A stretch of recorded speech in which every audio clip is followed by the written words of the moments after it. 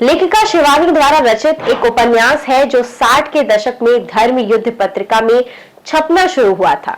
यह अलिहा के प्रेम की कहानी है। इसमें 205 पेज है। करेंगे किताब पर चर्चा, लेकिन उससे पहले यदि अभी तक आपने हमारा चैनल सब्सक्राइब नहीं किया है तो कर लीजिए। हमारे सारे अपडेट आपको मिलते रहे। मैं हूं ओशी और आप देख रहे हैं बुकबाज।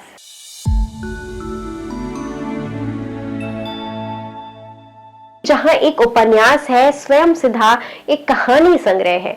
स्वयं सिद्धा कहानी संग्रह में कुल 6 कहानियां हैं, जहां एक अपने सौंदर्य के अहंकार में सबको नीचा दिखाते हुए एक लड़की की कहानी है दर्पण। वहीं एक कहानी है बदला, जो एक बेटी अपने पिता से ले बैठी है। ये कहानी पहाड़ों से पली बढ़ी एक सीधी सादी लड़की के अभिनेत्री बनने का सफर है, जिसे शिवानी जी ने एक खूबसूरत कहानी में ढाला है।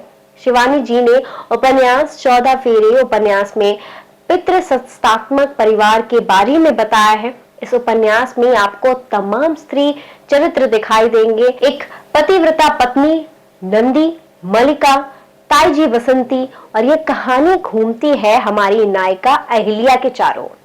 यह अहिल्या के प्रेम की कहानी है, जिसकी विशेषता केवल सुंदर होना है, जिसकी सुंदरता से प्रभावित होकर उनके युवक उससे शादी करना चाहते हैं। उसके पिता कर्नल साहब उसके लिए अपने ही जाति का कोई पहाड़ी युवक चाहते हैं, जो रंग रूप और आर्थिक दृष्टि से अपनी बेटी को खुश रख सके।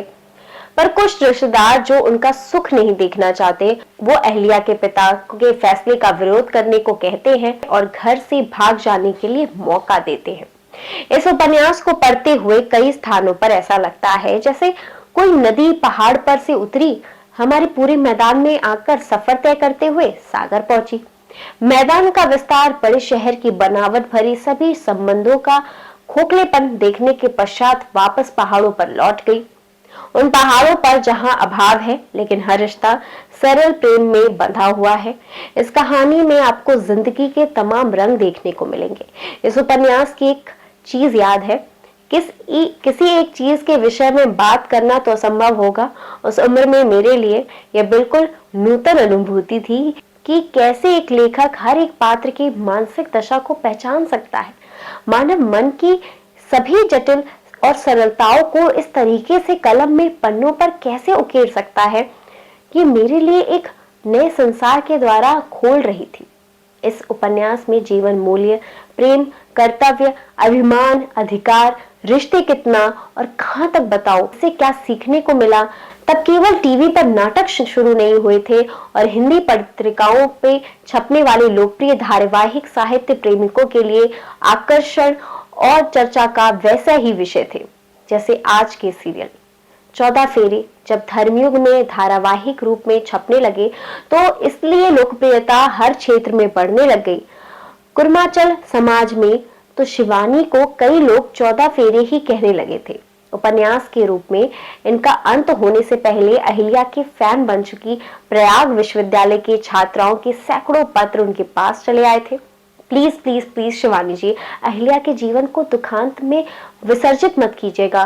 कैंपसों में, घरों में शर्त लगाई जाती थी कि अगली किश्त में किस पात्र का भविष्य क्या करवट लेगा। स्वयं शिवानी के शब्दों में, मेरे पास इतने पत्र आए कि उत्तर ही नहीं दे पाए। परिचित अपरिचित सब विचित्र प्रश्न पूछते हैं। इसी भय से गर्मी में पहाड़ जाने का विचार त्यागना पड़ा। क्या पता किसी अरण्य से निकलकर कर्नल साहब छाती पर दुनागी तान बैठे। कुर्माचल से कलकत्ता आ बसे एक संपन्न कुटीर व्यवसायी और उसकी उपेक्षित पारंपरिक पत्नी की रूपसी बेटी अहिल्या परस्पर विरोधी मूल्यों और सांस्कृतिक के बीच पली है। उसका राग विराग, उसकी छटपटाती भटकती जड़ों की खोज आज भी इस उपन्यास को सामयिक और रोचक बनाती। लेखक ठाकुर प्रसाद सिंह के अनुसार इस उपन्यास की कथा धारा का सहज प्रवाह और आंचलिक चित्रकला के चटक बेबाक रंग इस उपन्यास की मूल शक्ति है। यह पूरा उपन्यास विविध चरित्र, समाज और परिस्थितियों से गुजरता है। उम्मीद करते हैं आपको हमारा ये वीडियो पसंद आया होगा। ऐसे ही वीडियो को देखने के लिए हमारे चैनल को भी सब्सक्राइब करें।